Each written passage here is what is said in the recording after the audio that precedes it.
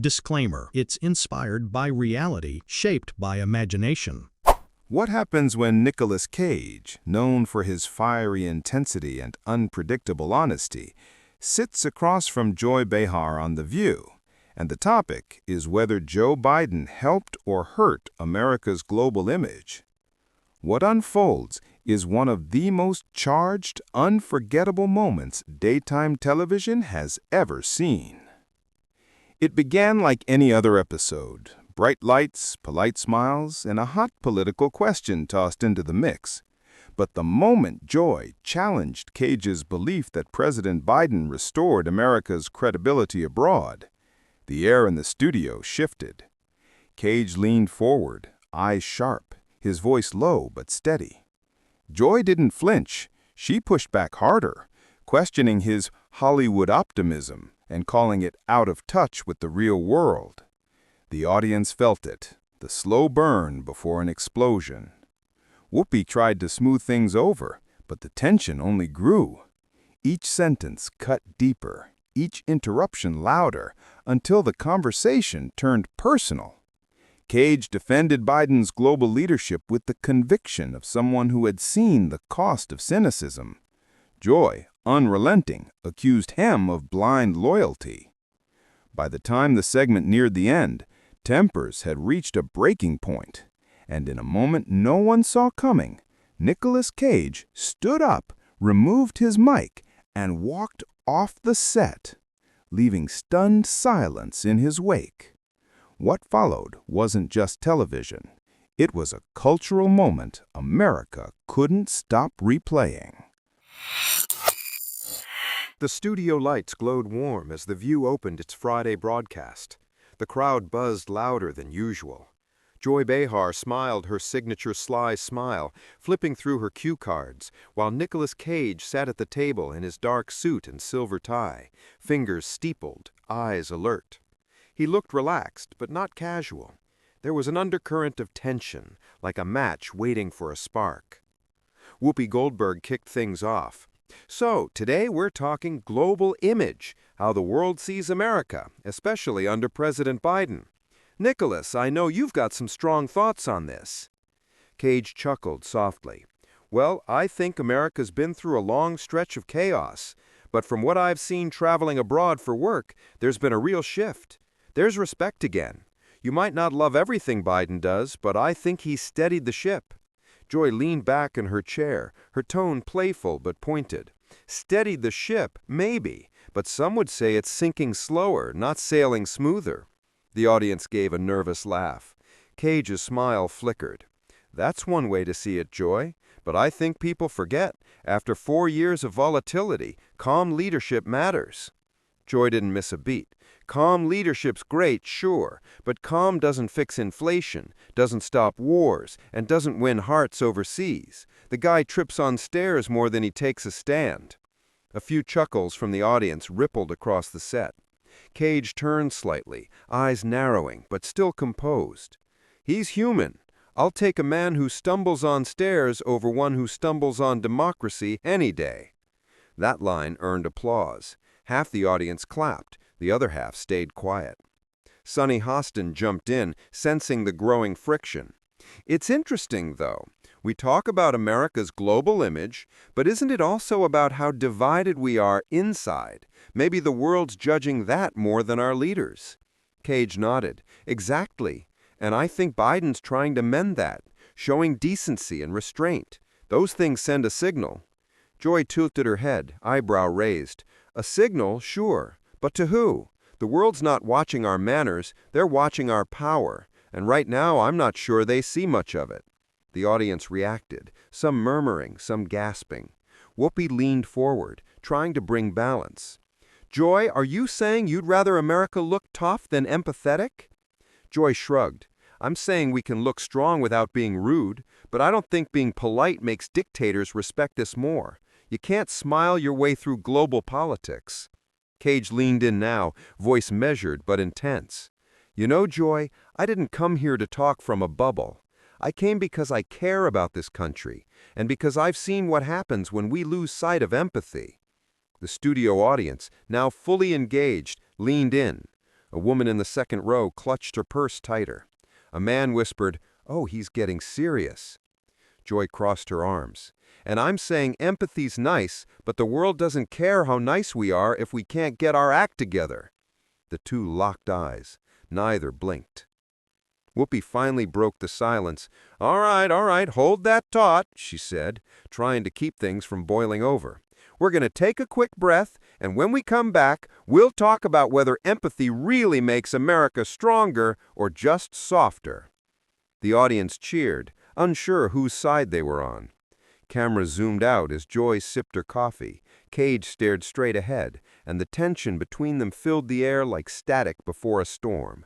And when the show came back, it was clear neither of them was ready to back down. When The View returned from commercial, the tension still hung thick in the air. The audience could sense it. The politeness had worn off. Joy Behar shuffled her notes, took a slow sip of water, and gave the camera that half grin she's known for, the kind that says she's about to throw another punch. Whoopi tried to reframe things calmly.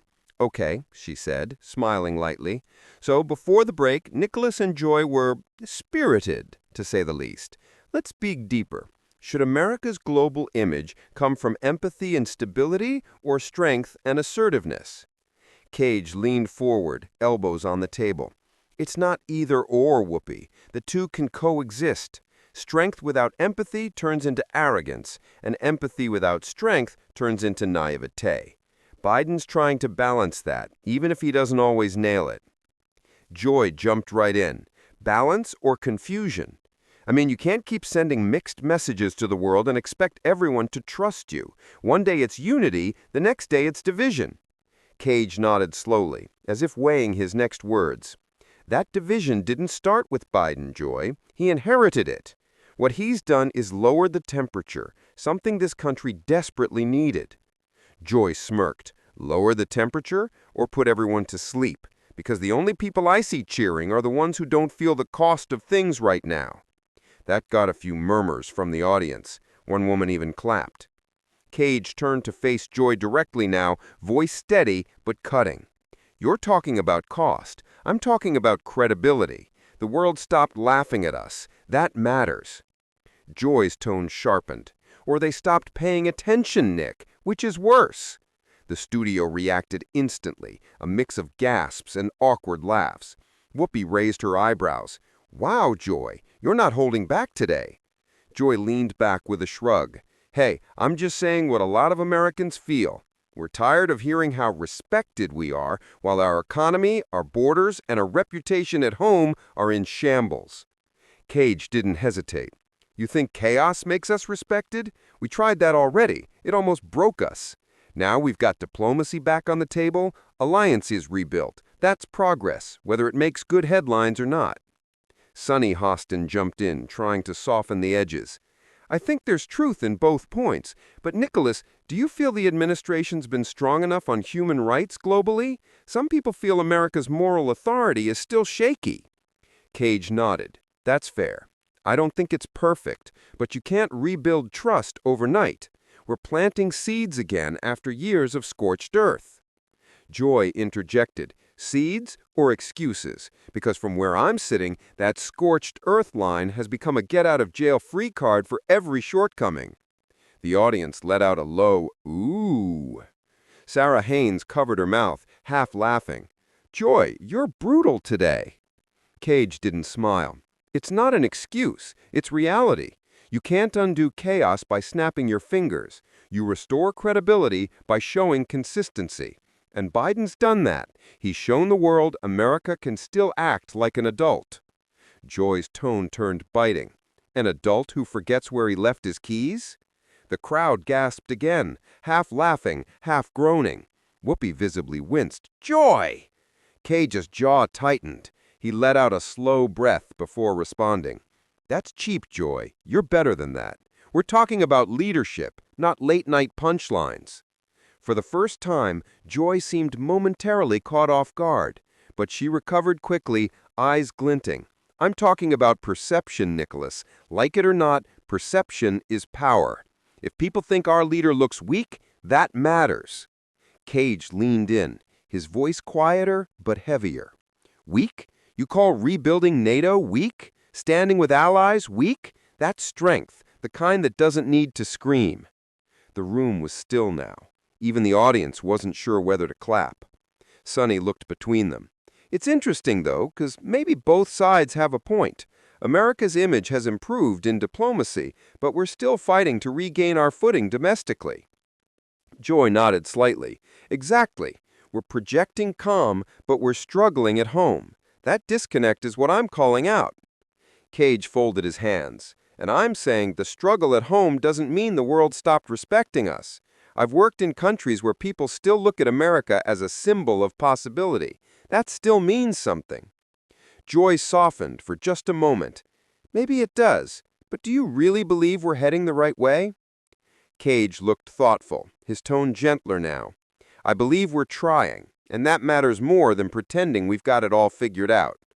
The audience clapped lightly.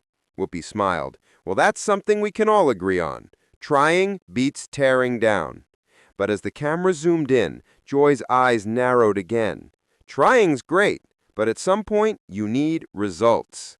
The applause faded. The two stared at each other in silence, and that small spark, the one that started at the beginning of the show, was now a low, steady fire. Whoopi sensed it, leaned toward the camera, and said, "Don't go anywhere, because when we come back, this conversation is about to get even more interesting."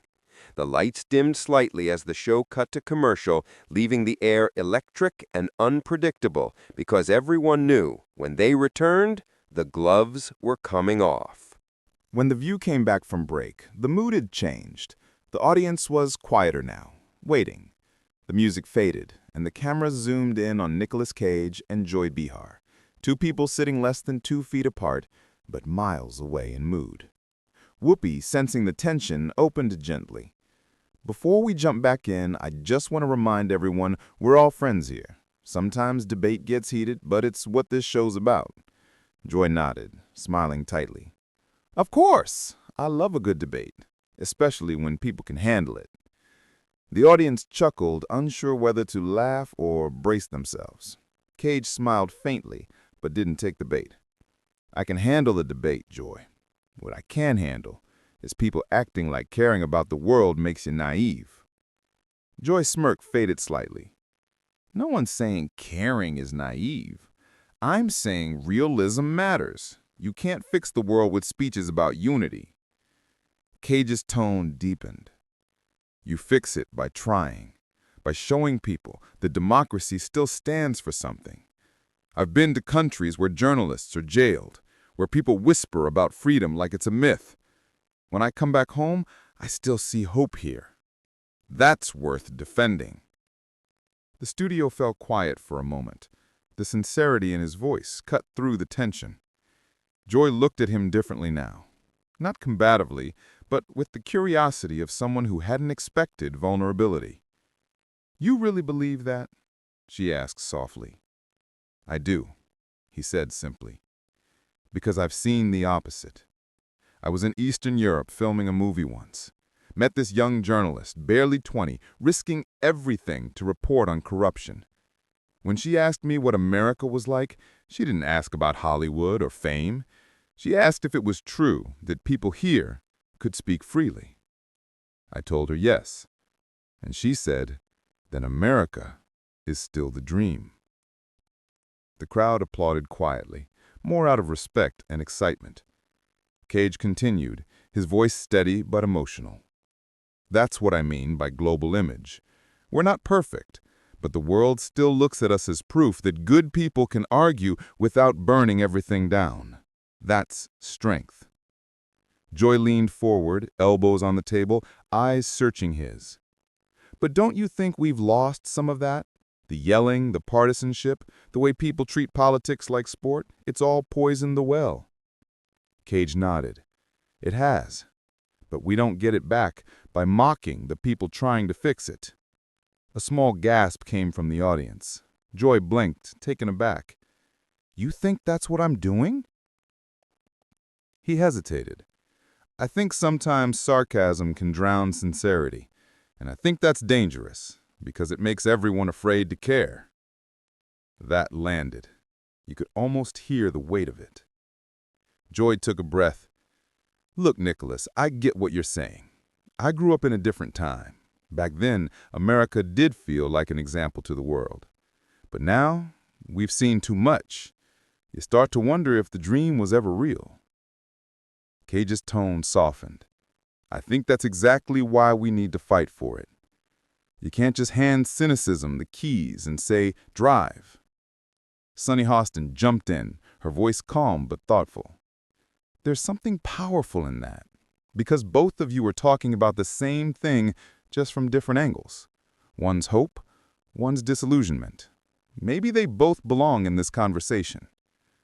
Joy looked over at Sunny, then back to Cage.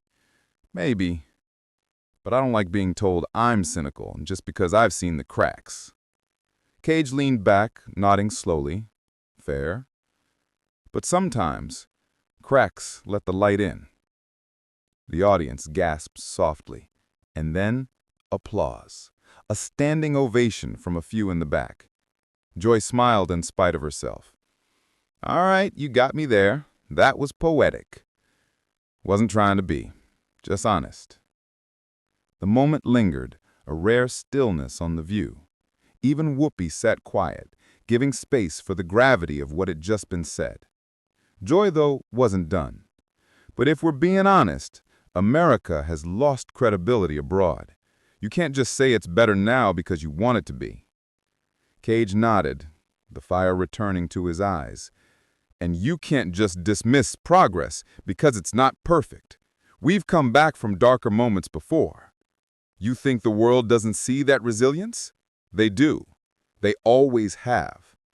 The studio filled with murmurs again, applause, some cheers, a few groans. It was a live wire of emotion, dividing and uniting the room at once. Whoopi finally broke the tension. Okay, we need a break, but something tells me this isn't over. The camera zoomed in as Cage exhaled, his hands clasped, eyes still burning with conviction. Joy looked back at him, not angry now, but thoughtful, maybe even a little moved. It was no longer a debate. It was two versions of America clashing, and for a fleeting moment, understanding each other. The audience sat in silence as the lights dimmed for commercial, knowing they had just witnessed the heart of something real. When the view returned, the atmosphere was dense with anticipation. The audience whispered among themselves. Even the camera operators seemed to sense that whatever happened next could define the episode. The lights brightened, and Whoopi tried to re-anchor the show. All right, folks, before the break, things got a little deep. Let's bring it back to the main question. Did President Biden help or hurt America's global image? Joy exhaled audibly, gathering her notes. Look, I appreciate Nicholas's optimism, really, I do. But there's a difference between inspiration and illusion. We can't pretend the rest of the world doesn't see our mess. They do, and it's embarrassing. Cage's jaw tensed. Embarrassing is letting chaos rule the headlines for 4 years. Embarrassing is watching our allies doubt whether we stand for anything. Biden may not be perfect, but he gave them a reason to trust us again. Joy tilted her head. Trust or pity? The crowd gasped. Sunny looked up from her notes, eyes wide. Joy! Cage blinked once, slowly. You really believe that? That the world pities us? Joy shrugged, leaning back in her chair. I think they see a country that used to lead and now follows. We're playing catch-up, not calling the shots. Cage leaned forward, his voice quiet but sharp. I've worked overseas. I've talked to people who still believe in America more than some Americans do. They see hope in us because we still stand for freedom, even when we stumble. You call that pity? I call that endurance. The audience erupted in applause. A few people whistled. Joy waited, letting it die down before striking again. Endurance is great, Nicholas, but maybe the world's tired of watching us trip over our own ideals. Cage's smile disappeared. Maybe the problem isn't the world, Joy. Maybe it's that some people here would rather mock hope than defend it. The room froze. Even Whoopi sat back, eyes flicking between them. Joy crossed her arms. You know, that's a convenient way to dismiss criticism. Label it as mockery. I'm not mocking hope. I'm asking for accountability. Cage's voice rose slightly, his tone still steady but charged. Accountability isn't cynicism, and you can't keep pretending that being jaded is the same as being informed. They're not the same thing. A ripple of applause broke out again. Joy's expression hardened. You think I'm jaded because I don't buy the fairy tale? That's rich coming from a guy who lives in fantasy worlds for a living. The audience gasped loud this time. Whoopi muttered under her breath, "Oh, here we go." Cage didn't smile. He stared at her, unblinking. I might play roles, Joy, but at least I know which ones are fiction. The room went still. Even Joy blinked, caught off guard by the quiet force of his words. Sonny stepped in quickly. Hey, let's take a breath, okay? We can disagree without it turning personal. But Joy wasn't backing down. It's not personal, Sonny. I'm just saying that some of us live in the real world. We see what's happening, and pretending Biden's rebuilding our image doesn't make it true.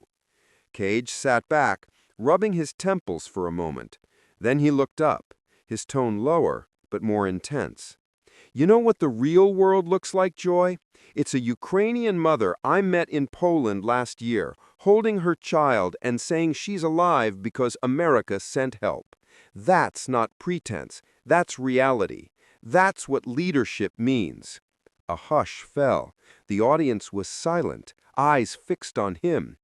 Joy hesitated, but her voice stayed firm.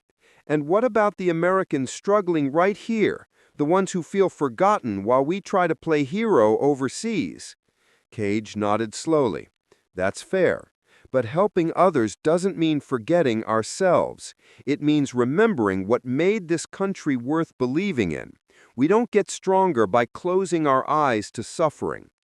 Joy's lips pressed together. So what, you think anyone who questions that is heartless? Cage leaned in, his voice cutting through the noise. No, Joy. I think they've forgotten what heart looks like. That line hit like a thunderclap. The audience gasped, then broke into applause, loud, sustained, divided. Some stood, others booed softly. The tension in the room was electric, buzzing with raw emotion. Whoopi's hand went up. Okay, let's all chill for a second. This is daytime TV, not the Senate floor. But Joy wasn't done. If heart means blind faith, I'll pass. I don't worship politicians, Nicholas. I call them out when they fall short. Cage shook his head slowly. And I respect that. But there's a line between calling out and tearing down, between criticism and corrosion. And right now, we're corroding ourselves from the inside. That struck something deep. Joy looked at him. No smile this time, just silence. The studio audience murmured softly, the kind of low rumble that comes when no one knows who's right anymore. Whoopi exhaled. We're going to take another quick break, she said carefully, but something tells me this isn't done. Cage didn't move. He sat still, eyes on the table, jaw set. Joy turned away, flipping her pen in her fingers, her expression unreadable. The music swelled. Cameras zoomed out. But before the cut, Nicolas Cage leaned back, muttering under his breath, just loud enough for his mic to catch. Maybe we stopped being respected because we stopped respecting ourselves. The crowd reacted instantly. Cheers, gasps, even a whistle. As the show faded to commercial, one thing was clear. Nicolas Cage wasn't done talking, but by the next segment, he wouldn't stay seated long enough to finish. When The View returned from its final break, the mood was unlike anything that had come before. The air felt tight, as if the room itself knew they were about to witness something they'd be talking about for years. Whoopi started carefully, her tone low and measured. All right, welcome back. Before we wrap up, I think it's fair to say this conversation about America's image got passionate, Nicholas, Joy, final thoughts? Sure, passion's fine. It means we still care. He paused, looking straight into the camera. But the way we talk to each other, how we treat each other, says more about America's image than any policy or president ever could. There was a long silence. Joy looked ready to respond, but didn't. Cage continued. We can argue policy all day, but if we've forgotten empathy, we've already lost what made this country admirable. Biden, Trump, whoever, you can't rebuild a global image if the soul behind it is fractured. The audience began to applaud softly, but Joy finally spoke, leaning forward. Empathy's great, Nicholas, but it doesn't fix inflation. It doesn't stop wars. It doesn't make people trust a government that keeps letting them down. Cage nodded. You're right, it doesn't. But without it, none of those things ever will. The room fell still again. Sonny tried to smooth it over. I think what we're all saying in our own ways is that America's image, at home or abroad, depends on how we live our values, not just talk about them. Cage looked over and smiled faintly. Exactly. But Joy wasn't ready to leave it there. You make it sound simple, Nicholas, like a speech can erase division. It's not that easy. The world's watching a country that can't even agree on what truth means. Cage turned to her, his tone sharpening again. Maybe because we stopped listening long enough to hear it. Joy's eyes narrowed. And maybe because some people mistake passion for moral authority. That was the moment something broke. Nicholas pushed back his chair slightly, the squeak echoing across the studio. He exhaled slowly, eyes locked on Joy. You know what, Joy? I came here thinking we could have an honest debate. But this isn't debate. It's performance. And it's exhausting. The audience stirred. Whoopi raised her hand. Hey, let's keep it cool.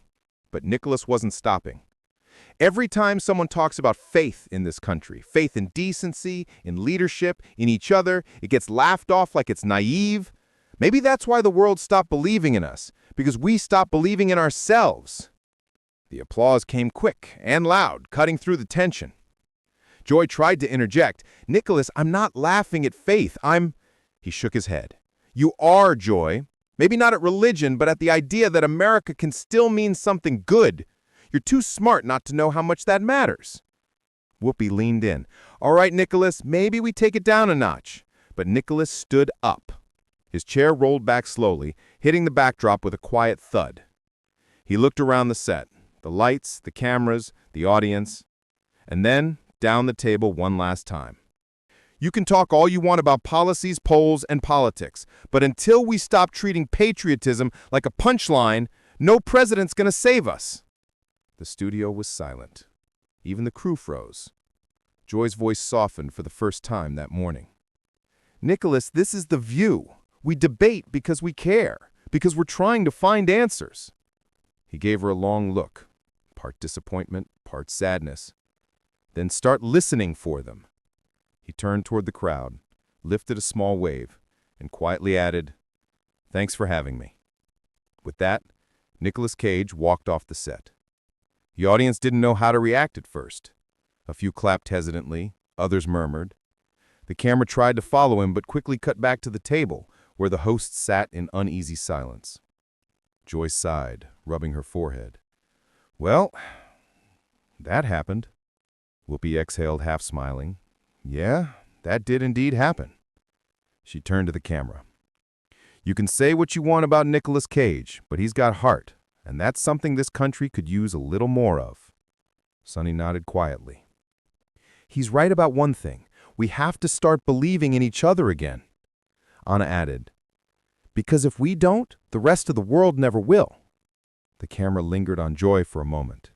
Her expression was thoughtful now, not defensive, not smug, just reflective.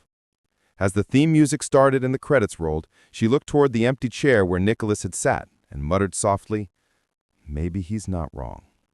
The audience didn't hear it, but the look on her face said everything. If you like this powerful moment, make sure to subscribe for more celebrity clashes, emotional showdowns, and unforgettable TV moments. Drop a comment below. Do you think America's global image is healing or still broken?